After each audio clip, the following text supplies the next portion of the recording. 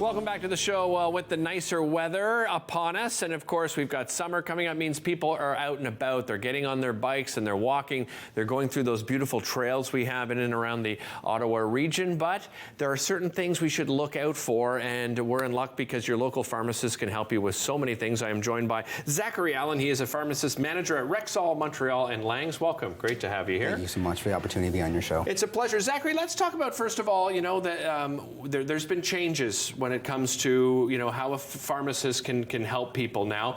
Tell our viewers a little bit about those changes and what it means to customers and clients and patients.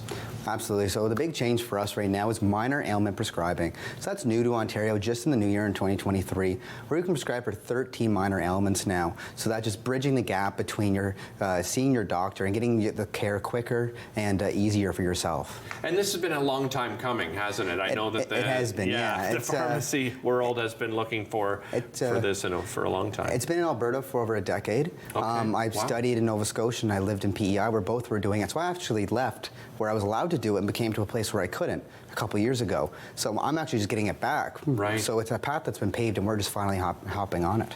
Well, I mentioned, Zachery, that people are getting out and about now. It's exciting. The nice weather is here, but there are things to look out for. And first, we're going to talk about ticks. And Lyme disease. So I think we have a photo of one that we're going to bring up on screen here to have a look. But first of all, let's talk about ticks. Is there specific types of ticks that we should be looking out for? Yeah, so the big one is, this was the example here. This is the black-legged tick or the deer tick. Okay. So this is the one we watch out for. And they may or may not contract Lyme disease, but they do have a higher chance of contracting Lyme disease, which they can pass on to the individual.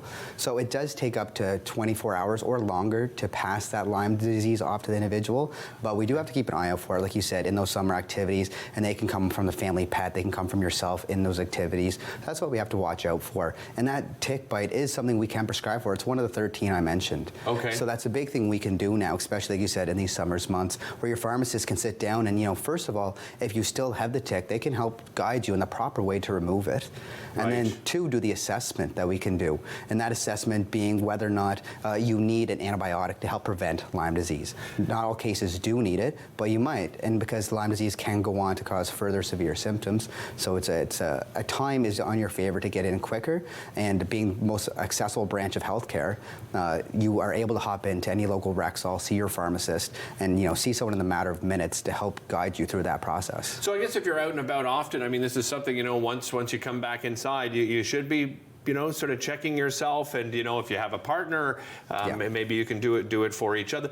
What are the signs and symptoms of Lyme disease that we should look out for after that sort of 24-hour period? So the first sign, just like checking for the tick itself, like you mentioned. And like I said, it does take 24 hours or longer to pass on Lyme disease. So you do have a bit of time there to try and get it removed. So especially in long grassy areas where you're more likely to contract it. But it's one, just checking. And then two, if it does get removed, watching for, it's almost about a 5 centimeter, it looks like a bullseye, like a red circle that happened around the bite. So those would be your two kind of first signs, and then afterwards it can kind of cause swelling around the lymph nodes. So, but we like to try and catch it before then, and we prescribe for the minor ailments. So once we kind of get to that stage where the swelling is, that's when you maybe see your physician, but we can still do that assessment, and if we're at the point where we maybe would refer you, we can still help guide you in that process. Okay.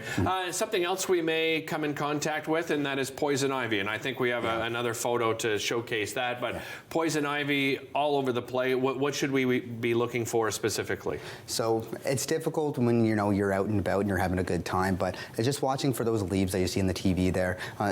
Those are the poison ivy leaves, but as far as a symptom to watch out for, it can cause like almost red blisters, right? So blistering rash. So that's a sign of poison ivy, and one of the key things, it can take up to 2 days to kick in, and even longer if it's your first exposure.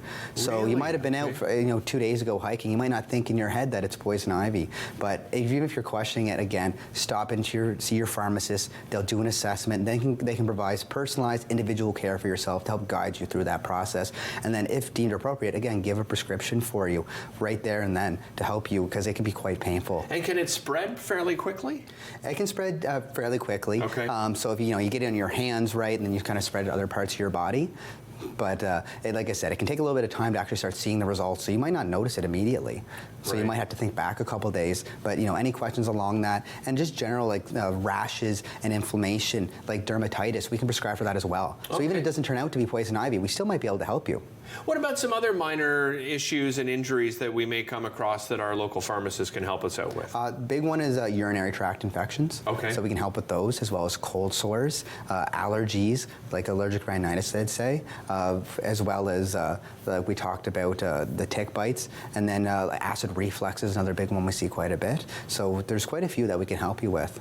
That relationship with your pharmacist, talk about the importance of that, because I don't think people realize how important that is. People tend to just go to any pharmacy. How important is sort of forming that relationship with your pharmacist? Quite important. If you're on a few different medications, when we have a complete profile for yourself, we have a complete snapshot of what's going on with your medication needs and other needs at that time. Where if you go to say maybe even like a walk-in clinic or these other places, they do rely on the person to kind of have that information. Which if you're on a few medications, it can be really tough and really hard to remember. We have your history, we have what you're on, we can add to your conditions, and we can really provide that personal level of care. And again, it's so quick.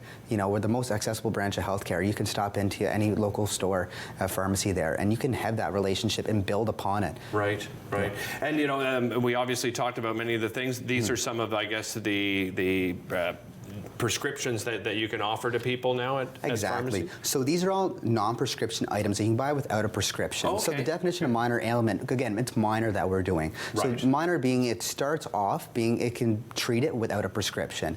But if you do an assessment, a lot of these medications here we see like naproxen to help with the muscle pains and strains that we can prescribe for, as well as we have our allergy nasal spray that can help with some of the allergic symptoms there. For pink eye, the antibacterial eye drops, the Nexium here, which can be used to help with acid reflux. Even though they are available without a prescription, we can still do prescriptions for them, and a lot of the times they can be covered by your insurance if you do have it.